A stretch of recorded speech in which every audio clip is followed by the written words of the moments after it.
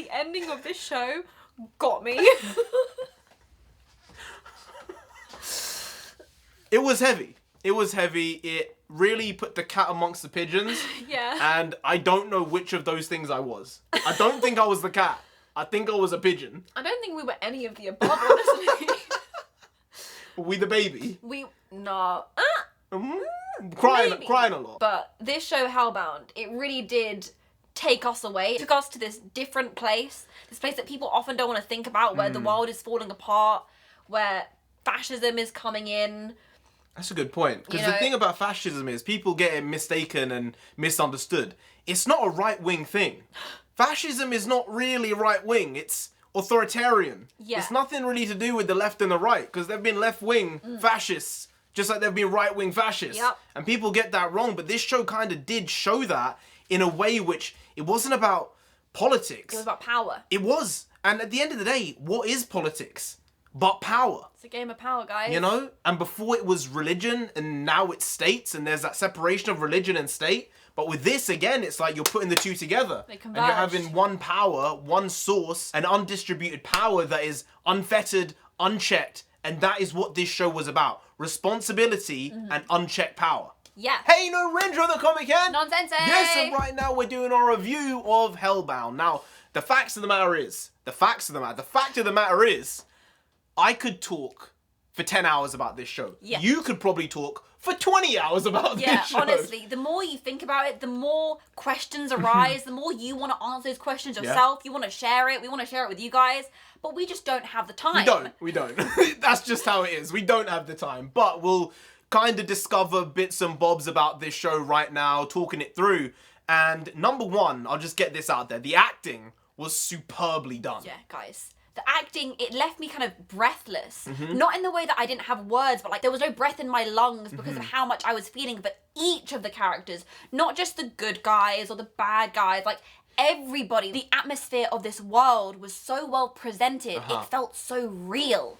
Because it was set in our world, and they just added this layer of potentially alien, potentially fantasy to it, potentially God to it. And that just spiced it up the right amount. The special effects were decent. They weren't great, but they kind of lent into the brutality as opposed to the gore side of horror and all that stuff. Because it was heavy to watch. You were being hit while they were shooting those scenes. It was necessary to get the point across. I don't think they used the brutality to the point where it became unpalatable or it was like, this is just for the sake of it.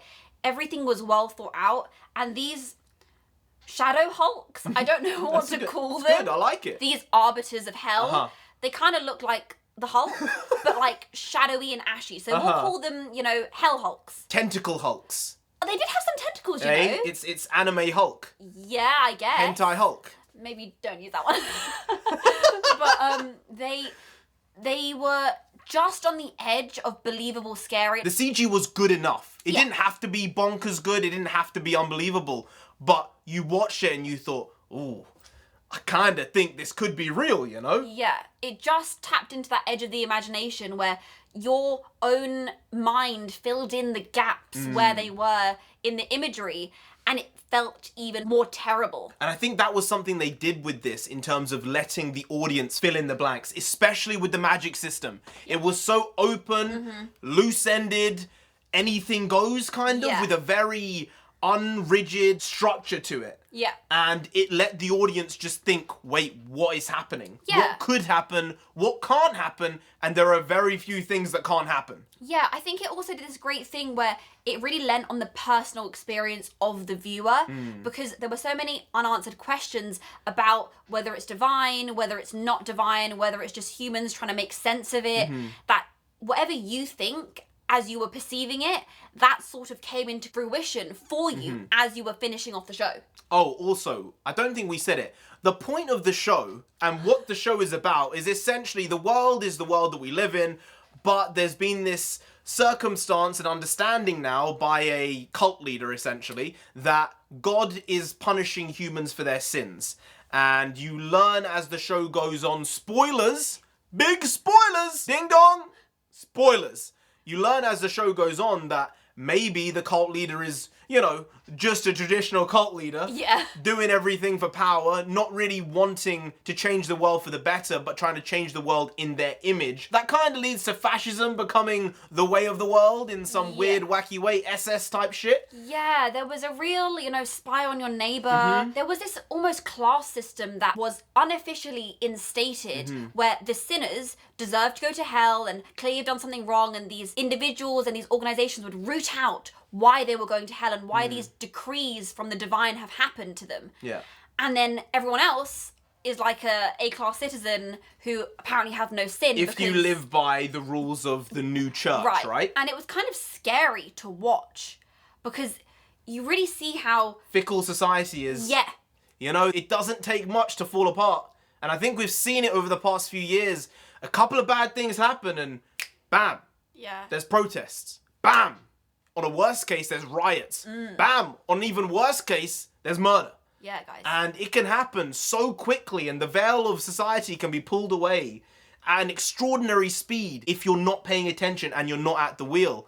And I think this show really did lean into that. It showed you how the world can be if the wrong people are in charge at the wrong times. And I think it's also the idea of what you put power into, right? So the individuals in this society bought into this system of sinners and not sinners, and this new religion being the new truth, and telling on your neighbor and rooting out these sins that maybe were sins, but who isn't a sinner in this day and age? That's the thing. Is there anybody who hasn't sinned? It was kind of like a scary look in the mirror in some ways. Yes, it was rooted in fantasy, but it's just on the edge where it makes you question. And while I'm not that religious, I think religion played a big part in this series. And I think a lot of people disassociate religion from the idea of theology or philosophy, and they kind of just put it down the path of spirituality. But there are a lot of moral lessons in religion. There's a lot of forward thinking that happened throughout history via religion. I'm not saying that they're all great and hunky-dory, but there is knowledge there to be had. I mean, what was religion really created for? That begs a question, but is it just to give people the life lessons to be able to move on together or as a society? Yeah. It's to gain you a moral compass. Yeah. Right? That's the whole point. Either you learn it from your parents or society in general, and the problem is, in the show, people start learning from this new religion and from society in general, and things are running amok. Hey, Antifa, baby. Yeah. This is what this. You have the main power, and then you have the brute force who's gonna go do it. And I think this show really, for the first time in my life, I kind of thought to myself, you know what? Guns, not that bad a thing. Oh. At least you can protect yourself. It's a very nutty thing. I've never ever thought this in my life. Nor have I. Never. And I had the same thought. We both looked at each other at one scene where there something terrible, unimaginable was going on. Yeah. I was crying just watching it. I was almost hyperventilating. He looked over to me and he was like, India, I think I understand why people want guns. And I was like, I know. I couldn't even get the words out. Yeah, it's crazy, isn't it? I've never been pro-gun or anti-gun. I've just been like, it doesn't really exist in our country, so it's what it is. But nah, my guy. It's the question of it's weird. if the world falls to shit, will I be able to protect myself? And will I be able to protect my family? Yeah. Like, it's real basic stuff. And I'm shocked that I thought that. But maybe, that's what art does. It changes your opinion on things. When you put brutal situations in front of you. And the amazing thing was, the shockingly horrifying scenes, for me, were not the scenes with the hentai hulks. No. They weren't. They were the scenes with the humans doing the shit. That is what really shook me. It's everyone understands that humans have a propensity for good and propensity for evil. Oftentimes, the evil or the bad is what gets the media attention, but we kind of become desensitized to it. But what we saw in the show, it's not that far off what could happen in someone's daily life. Yeah. And that is honestly terrifying. And I think it's those themes that really made me feel like a weight had been lifted after watching the show. I felt like I'd completed something, it was finished, it was over, but I felt relieved and almost appreciative that I'd gone through it. Not to pat myself on the back for watching it, but I felt happy that I had seen it to its end, and the ending was earned. It felt good finally after 6 full episodes of just turmoil and stress, and we don't know exactly what's going to go on from now, but certain things have settled, and maybe the world's in a better place. maybe. I would think there's been a shift because of the situational circumstances that happened at the end of this season with the final episode. But you had like a theory. This is big spoilers now. Think it through. Have your say. Go. Okay, so at the end of the show, this is for the people who've watched it and want to discuss it in the comments. Because otherwise, don't come at me for spoiling it. At the end of the show, someone who's been taken to hell and has been incinerated by these hell hulks. Hentai hulks. Comes back to life. And this is 4 years after her death day. So she's basically come back as like a full-on human. She's not like a zombie. No, she's come fully back from being like an ashy corpse. Yeah. I think that relates to what happens immediately prior with the baby. So the big thing at the end of the show was that if all these individual humans are sinners, what could they have done? And at the end of the show, a baby that's 3 days old gets told by an angel it's gonna die, and the mum records it, and it creates this whole fiasco. And they're trying to figure out what to do and how can a baby be a sinner. It's a big thing across different religions. The thing is, with the New Truth religion in the show, there was no stipulation in their doctrine about newborns. The parents of this newborn sacrifice themselves, and both of them end up dead, and the newborn is alive. Yeah. Up until this point, we haven't seen anybody fully sacrifice themselves for someone else. We've seen dads try and pull over the car to try and get out of the way of these hell People hulks, attack the Hulk. but no one's kind of taken on the responsibility of going to hell on their behalf, or saying we're all going to go together then, in a very righteous way. I think that caused a reset in this realm. Yeah.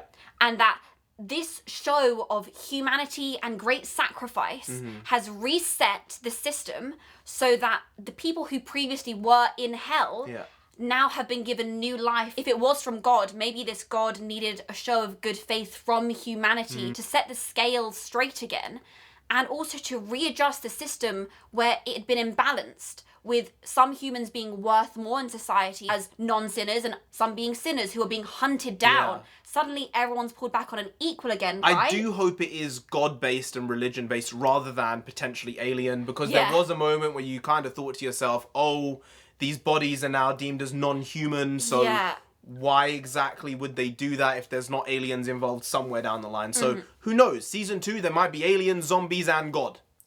Oh, guys. That's a bit much. Jazz hands. For 6 episodes, Yeah. it was so easily bingeable, not just because of how short it was, but because of the pacing, the way they did the story towards the ends with cliffhangers, the characters. If you haven't watched this and you can take the brutality, it's not really the gore, it's, it's the brutalness, I would honestly say give it a go. Because I think it's going to make you think, and sometimes we need some of those. Yeah. It will make you change your minds, maybe. It will make you resolute in your positions. And I think that's what art is all about. As I said, it's about putting forward different ideas and seeing which ones stick for you. And I have to say, I was superbly impressed with it. Korean TV, it's good shit. Yeah, guys. It's not like it was 10 years ago. It's not. It's completely different. They're making bangers on the week. Yeah. I actually did say to you a couple of days ago, with the amount of manhwas and webtoons out there, Netflix is going to start turning to webtoons to find their content. Say did this. I not? You didn't even know it was a webtoon this one. Until just now, I didn't know it was a webtoon, but I'm telling you. You did say this. You said this like 5-6 days ago. There is such a large amount of media out there. You just need the right directors and the right cast members to pick out these stories and say, we want to bring this into the world for the big screen. And it can happen now. Yeah. It's crazy. There was a question in this show, which is a very basic one about free will. Do humans have it? Or is the free will really just God's free will in you enacting his will? It's a big one, boys. Like, it was posed and there was a plot point surrounding it, but with the ending, with the baby and the parents, like... And then the sizzle reel of someone coming back from the ground. Maybe... Thing is, some people might say that was all in God's plan. Yeah. Right? It's true. Or it could just be totally random. Like, I think the professor said, I'm seeing them as accidents, like a tsunami or an earthquake. And I lean towards that. I agree with that from the way this season was done, because I don't think it's got anything to do with sin. And I think that was played out during the final few episodes.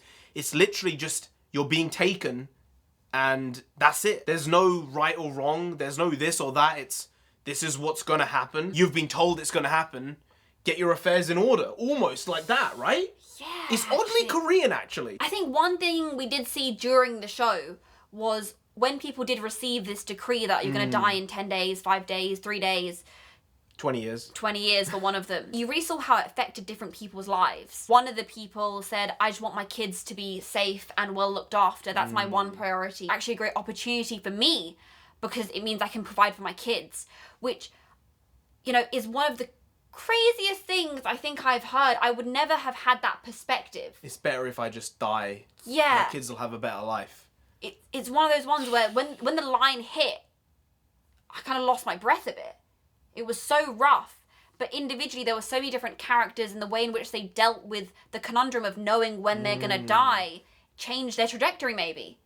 So was it free will or was it always meant to be? See, there's the question, is it the belief? Is it the belief? Because if you have the question of the sin, it's if you believe you've not sinned, then have you sinned? Ooh. But if the sin has nothing to do with it, then that's out the question in the first place, and if it's to do with just your time being up for that time, then that's the end of it. I don't know. There are so many loose ends to this show, but I don't hate them. No, I don't. It's one of those where I'm actually more intrigued now, and I'm okay with loose ends, whereas normally I'm like, fuck no, I'm not dealing with this nonsense. These sort of loose ends are the ones that you're willing to ponder about. You know, in 10 years, people will still be asking these questions. I do have a question. What happened to the police officer and his daughter? Yeah. We didn't get to see him. There's no reference to them at all. Nothing happened. Unless it's a season 2 thing? Yeah. Because they kind of just left it. They didn't address it after episode 3 or 4. So that's something which is open and available for them to come back to. But especially with the way that the police officer and his family went, there's a lot of shit going down in this show, all right? And I don't think a lot of people are going to give it the props it might deserve, because there's a lot of thinking going on underneath. Just one layer below. You don't need to go 5, 6, 7. You can. You don't need to. Just one layer. There's a lot of stuff happening here, and I think it's worth your time to give it, 4 hours overall, really? 5 hours, maybe? Bang, bang, bang. It shot me down, and then zombies came to life. Yeah. Pretty much. Anyway, guys, if you did enjoy this video, please do like, share, comment, and subscribe to the channel down there if you didn't. If you didn't, the Hulk's gonna come after you, alright? Now, if I can find a grey Hulk, that's the closest thing I'm gonna get to the hentai Hulks. You don't want that. Do they want that? You really don't. So just subscribe anyway to avoid that. I've been NarendraTheComic. I've been NONSENSEI. She has been NONSENSEI. You've been Graham. We'll see you next time. That's tomorrow. If you don't know, make a video every single day. Been doing it every day for over 1,000 days now. We ain't stopping till we get to 10,000 subscribers. So do subscribe. Pop back again tomorrow for some more quality shitty content, because we're hashtag never not here. Just how it goes. Also bring the bakwas. Bakwas means nonsense in Punjabi. We also bring that. Bring a lot. Bring a little. Do a lot. Do a little. But we do indeed bring the quality shitty content on a daily basis. So see you tomorrow. More of the same. Slightly different. But essentially the very same. Once more. See you then. Skadoosh.